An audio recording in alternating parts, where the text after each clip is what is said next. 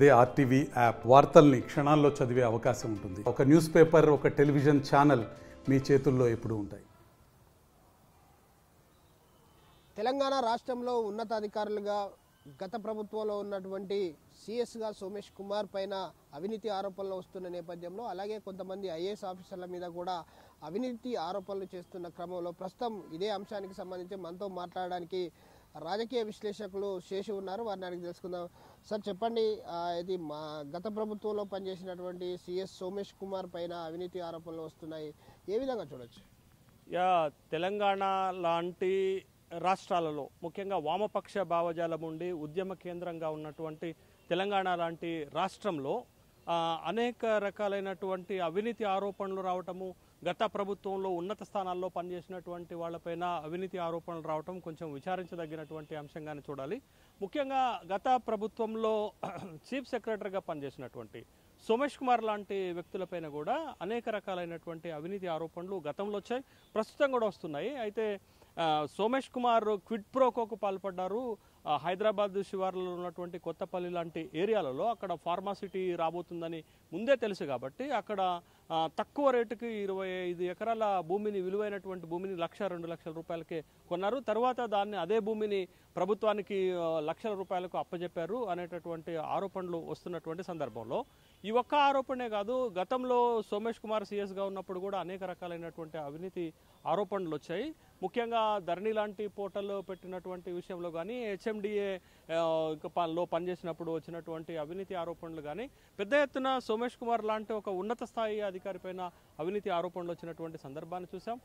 గతంలో ప్రతిపక్షాలు అనేక ఆరోపణలు చేసినప్పుడు కూడా అప్పటి ప్రభుత్వం పట్టించుకోలేదు. ఏ విధమైనటువంటి ఎంక్వైరీ సిఎస్ పైన సోమేష్ కుమార్, మాజీ సిఎస్ సోమేష్ కుమార్ పైన వేయలేదు.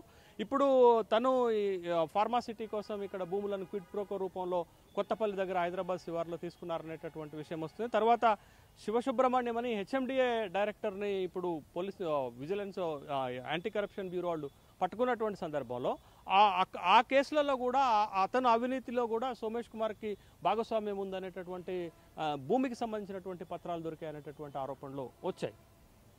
సో అంటే కాళేశ్వరంకు సంబంధించి పెద్ద ఎత్తున, అంటే దేశంలోనే పెద్ద ప్రాజెక్టుగా చెప్పుకోబడ్డటువంటి కాళేశ్వరంలో కూడా అవినీతి జరిగింది అంటున్నారు. దీనిలో కూడా అవినీతి జరిగింది వాస్తవమే అని చెప్పేసి దీనిపైన కూడా ఎంక్వైరీ చేయాలి అని చెప్పేసి అయితే ప్రభుత్వం కోరుతా ఉంది. దీన్ని ఏ విధంగా చూడొచ్చు? తెలంగాణ రాష్ట్రం ఏర్పాటైన తర్వాత దేశంలోనే అతిపెద్ద ఇరిగేషన్ ప్రాజెక్ట్ని తెలంగాణ ప్రభుత్వం కట్టాము అనేటటువంటి గొప్పలు చెప్పినటువంటి సందర్భం ఉంది. ఇవాళ కాళేశ్వరం ప్రాజెక్టు మొత్తం పైన కూడా గతంలో అవినీతి ఆరోపణలు వచ్చాయి, ఇప్పుడు కూడా పెద్ద ఎత్తున అవినీతి ఆరోపణలు వస్తున్నాయి.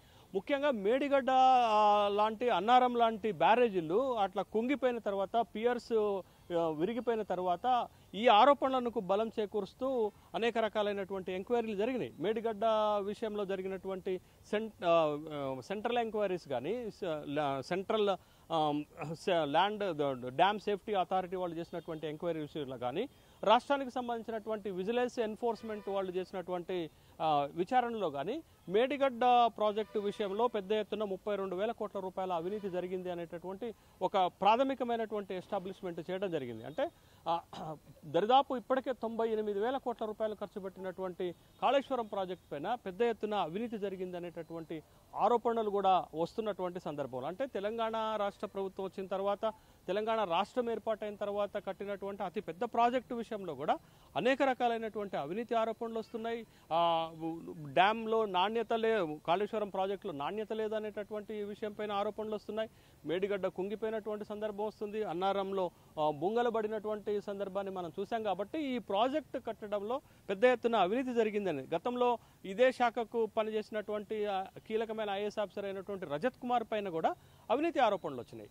రజత్ కుమార్ పైన అవినీతి ఆరోపణలు వచ్చాయి. ఇప్పుడు కొత్త ప్రభుత్వం వచ్చిన తర్వాత కాళేశ్వరం ప్రాజెక్ట్ని మొత్తం మానిటరింగ్ చేసినటువంటి ఈఎన్సీ మురళీధర్ కూడా రాజీనామా కోరినటువంటి సందర్భాన్ని మనం చూసాం. కాబట్టి ఇంత పెద్ద ప్రాజెక్టులో 1,000 కోట్ల రూపాయల అవినీతి జరిగింది అనేటటువంటి ఆరోపణలు రావడం కూడా మనం చూస్తున్నటువంటి ప్రధానమైనటువంటి అంశం.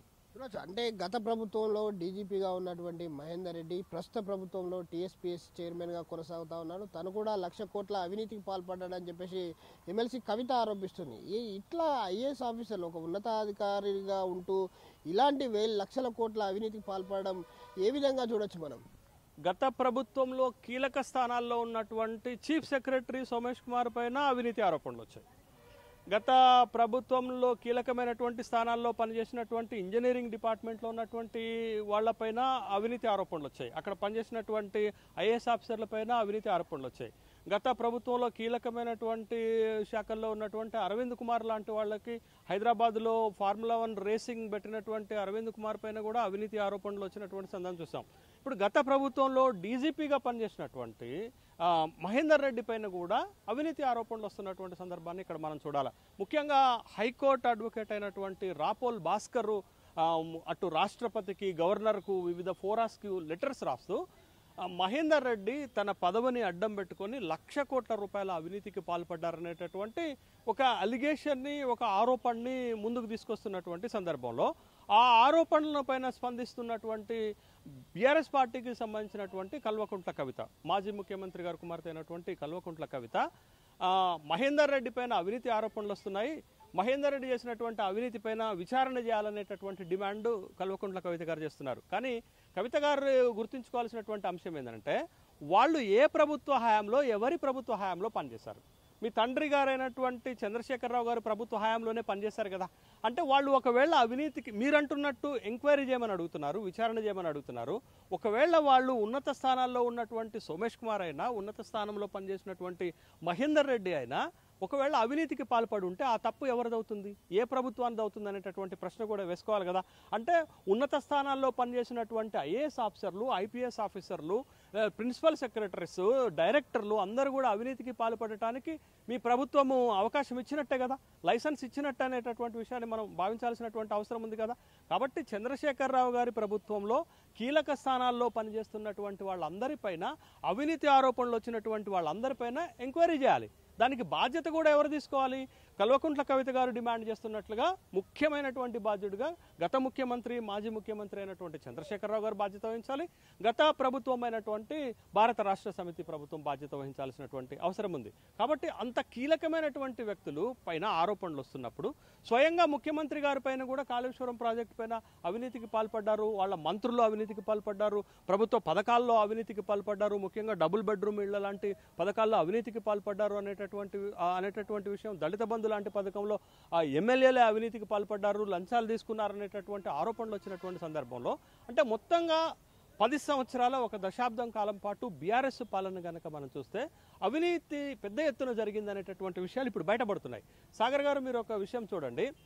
తెలంగాణ రాష్ట్రంలో 2 కీలక డిపార్ట్మెంట్స్ అయినటువంటి రెవెన్యూ డిపార్ట్మెంట్లో ఎంత పెద్ద ఎత్తున అవినీతి జరిగింది గత ప్రభుత్వ హయాంలోనంటే, ఏ ఎంఆర్ఓని ఏ దర్యాప్తు సంస్థ పట్టుకున్నా కోట్ల రూపాయలు దొరికినాయండి. చిట్ట చివరిగా మర్రిగూడెం ఎంఆర్ఓ అయినటువంటి మహేందర్ రెడ్డిని పట్టుకుంటే ఇంట్లో 4 కోట్ల రూపాయలు లిక్విడ్ క్యాష్ దొరికింది. ఒక్క మహేందర్ రెడ్డి విషయం కాదు, ఒక్క ఎంఆర్ఓ విషయం కాదు, ఏ ఎంఆర్ఓని పట్టుకున్నా కానీ రెవెన్యూ డిపార్ట్మెంట్ మొత్తం కూడా భ్రష్టు పట్టిపోయి మొత్తం భూముల లావాదేవీలతోటి కోట్ల రూపాయలు రెవెన్యూ ఆఫీసర్స్ సంపాదించారు.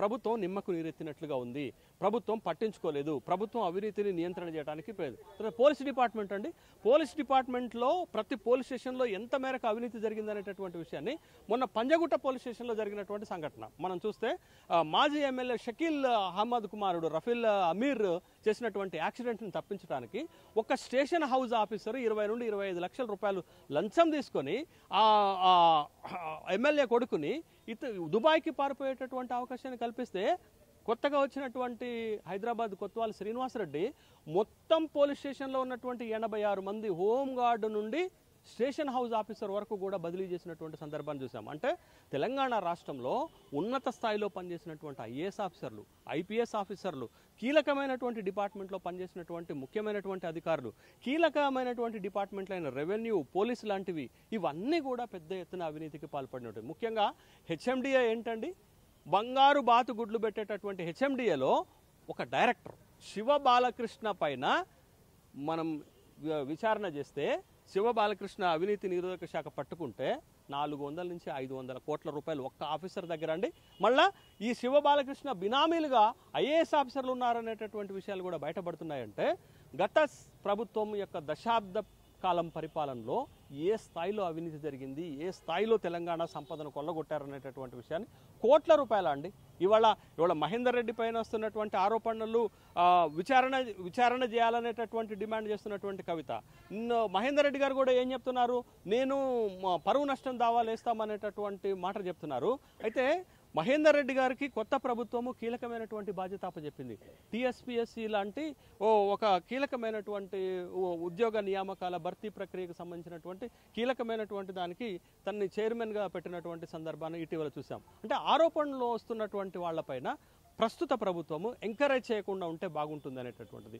గత ప్రభుత్వంలో కీలక స్థానాల్లో ఉండి అవినీతికి పాల్పడ్డారు అనేటటువంటి ఆరోపణలు వస్తున్నటువంటి వాళ్ళని ఈ ప్రభుత్వం ఎంక్వైరీ చేయకుండా ఉండాలి. ఎందుకంటే ఈ ప్రభుత్వం పైన గంపెడు ఆశలు ప్రజలకు ఉన్నాయి. ఎందుకంటే ఈ ప్రభుత్వం పారదర్శకంగా పనిచేస్తుంది, అవినీతి రహితంగా పనిచేస్తుంది, అవినీతికి పాల్పడేటటువంటి వాళ్ళని టాలరేట్ చేయదు అనేటటువంటి అభిప్రాయం ప్రజల్లో వ్యక్తమవుతున్నటువంటి ఈ తరుణంలో కీలకమైనటువంటి టీఎస్పీఎస్సీకి కొత్తగా వచ్చినటువంటి చైర్మన్ పైన కూడా ఆరోపణలు రావడం అనేది మంచిది కాదనేటటువంటిది. కాబట్టి కీలకమైనటువంటి నియామకాలు చేపట్టేటప్పుడు రేవంత్ రెడ్డి గారి ప్రభుత్వము వాళ్లపైన ఎంక్వైరీ చేసి గత ప్రభుత్వ కాలంలో వాళ్ళు చేసినటువంటి సర్వీస్ ఏంటి, వాళ్ళపైన ఉన్నటువంటి ఆరోపణలు ఏంటి, వాటన్నిటిని కూడా పరిగణలోకి తీసుకోవాల్సినటువంటి అవసరం ఉంది. ఇవాళ టీఎస్పీఎస్సీ గతంలో అవినీతికి పాల్పడ్డారనేటటువంటి పాత చైర్మన్ పైన ఎన్ని అభియోగాలు ఉన్నాయి, మళ్ళీ కొత్త చైర్మన్ పైన కూడా అదే అభియోగాలు వస్తే నిరుద్యోగులు ఆత్మస్థైర్యాన్ని కోల్పోతారు, విద్యార్థులు యువకులు ఆత్మస్థైర్యాన్ని కోల్పోతారు. మళ్ళీ ఈ ప్రభుత్వంలో కూడా అవినీతికి పాల్పడినటువంటి అవినీతి ఆరోపణలు ఉన్నటువంటి అధికారులకు మంచి పోస్టింగ్లు ఇవ్వటం వల్ల ఏ విధమైనటువంటి సంకేతాలు పోతాయి. కాబట్టి రేవంత్ రెడ్డి గారికి మేము చేసేటటువంటి విజ్ఞప్తి ఏంటి అంటే, గత ప్రభుత్వ హయాంలో కీలకమైనటువంటి శాఖల్లో కీలకమైనటువంటి పదవుల్లో పనిచేసి అవినీతి ఆరోపణలు ఎదుర్కొంటున్నటువంటి వాళ్ళపైన విచారణ చేయాలి. వాళ్ళకి ఈ ప్రభుత్వంలో ఎలాంటి కీలకమైనటువంటి పదవులు అప్పచెప్పకుండా ఉంటే ప్రభుత్వం పైన నమ్మకం ప్రజల్లో నిలబడి ఉంటుంది. లేకపోతే ప్రజలు కొత్త ప్రభుత్వంపై కూడా నమ్మకాన్ని కోల్పోయేటటువంటి అవకాశం ఉంది. చూడొచ్చు, ఏదైతే అవినీతిని నిరోధించాల్సిన ఉన్నతాధికారులే అటు ఐఏఎస్ కావచ్చు, ఐపీఎస్ అధికారులు కావచ్చు, గత ప్రభుత్వంలో వేల కోట్ల రూపాయల అవినీతిలో పట్టుబడ్డ సందర్భాలు మనం చూసాము. ఇదంతా కూడా రేవంత్ రెడ్డి రాష్ట్ర ముఖ్యమంత్రి గమనించాలి. ఎవరైతే గత ప్రభుత్వంలో అవినీతికి పాల్పడ్డటువంటి ఉన్నతాధికారులకు ఇప్పుడు కట్టబెట్టే పదవులు ఏవైతే ఉంటాయో అవన్నీ కూడా మంచి శాఖలకు సంబంధించినటువంటి దాదాపు రాష్ట్రంలో 2 శాఖలు ప్రధానమైనటువంటి శాఖలు, ఒకటి పోలీస్ శాఖ అయితే ఒకటి రెవెన్యూ శాఖ.